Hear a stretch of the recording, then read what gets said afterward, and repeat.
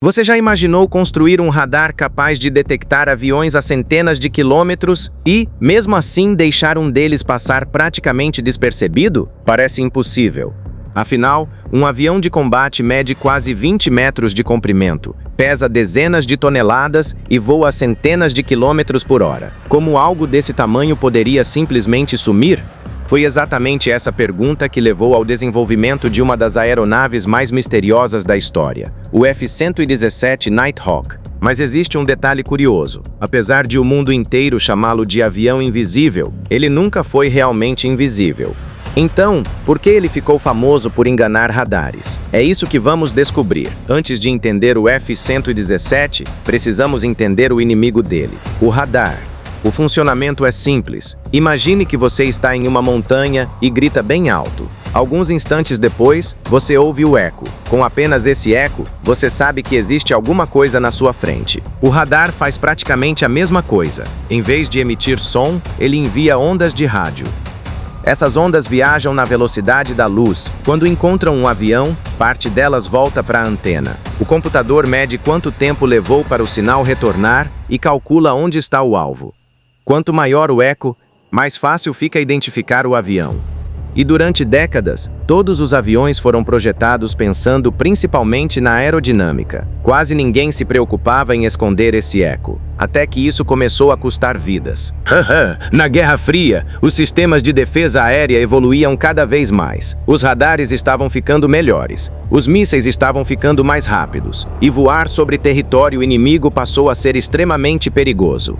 Os Estados Unidos perceberam que construir aviões mais rápidos já não era suficiente, mesmo voando muito depressa. Se o radar conseguisse enxergar você, os mísseis também conseguiriam. Então surgiu uma ideia completamente diferente. E se, em vez de fugir do radar, nós simplesmente impedíssemos que ele nos enxergasse? Era um conceito revolucionário, mas havia um problema enorme. Ninguém sabia como fazer isso. Quando você olha para o F-117 pela primeira vez, a impressão é que alguém desenhou um avião usando apenas uma régua. Ele parece um diamante voador, cheio de superfícies planas, cheio de ângulos e praticamente sem curvas. Mas isso não foi uma escolha estética. Cada uma dessas faces existe por um motivo. Imagine uma bola metálica. Quando uma onda de radar bate nela, parte da energia volta em praticamente todas as direções. Agora imagine um espelho. Dependendo do ângulo, a luz não volta para quem iluminou. Ela é desviada para outro lugar. O F-117 faz exatamente isso com as ondas de radar. Em vez de devolver o sinal para a antena, ele tenta espalhar esse sinal para longe dela. O radar continua enviando energia, mas recebe muito menos de volta. E, para ele, é como se aquele enorme avião tivesse diminuído drasticamente de tamanho. Curiosamente, o formato estranho do F-117 não era necessariamente o melhor possível. Era o melhor que os computadores da década de 1970 conseguiam calcular. Na época, os computadores tinham uma capacidade extremamente limitada. Eles conseguiam calcular a reflexão de superfícies planas, mas calcular curvas complexas era praticamente impossível. Então os engenheiros fizeram um enorme quebra-cabeça composto por centenas de pequenos painéis. Hoje isso parece ultrapassado, mas foi justamente essa limitação tecnológica que deu ao F-117 sua aparência tão característica.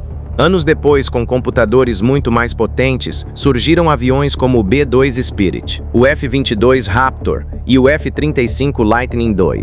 Eles possuem formas muito mais suaves. Não porque abandonaram a tecnologia stealth, mas porque finalmente era possível calcular superfícies curvas mantendo uma baixa assinatura de radar. Cair, Corter. Mas existe outro mito. Muita gente acredita que bastava desenhar o avião daquele jeito. Não era tão simples. Os motores ficavam escondidos para dificultar sua visualização pelos radares.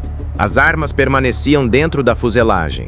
As entradas de ar eram cuidadosamente projetadas para esconder partes metálicas do motor. Até mesmo a tinta ajudava. Nenhum desses elementos sozinho fazia milagres. Mas quando tudo era combinado, a assinatura de radar diminuía drasticamente. Era um verdadeiro trabalho de engenharia. Cada pequeno detalhe contribuía um pouco. Agora chegamos ao ponto mais importante. O F-117 nunca foi invisível. Essa palavra foi criada pela imprensa. Na realidade, ele apenas era muito mais difícil de detectar, dependendo da frequência utilizada pelo radar, da distância, do ângulo e até das condições da missão. Era perfeitamente possível encontrá-lo. E a tecnologia stealth nunca prometeu invisibilidade absoluta. Ela apenas reduz muito as chances de detecção. E existe uma enorme diferença entre essas duas coisas. Essa diferença ficou evidente em 1999.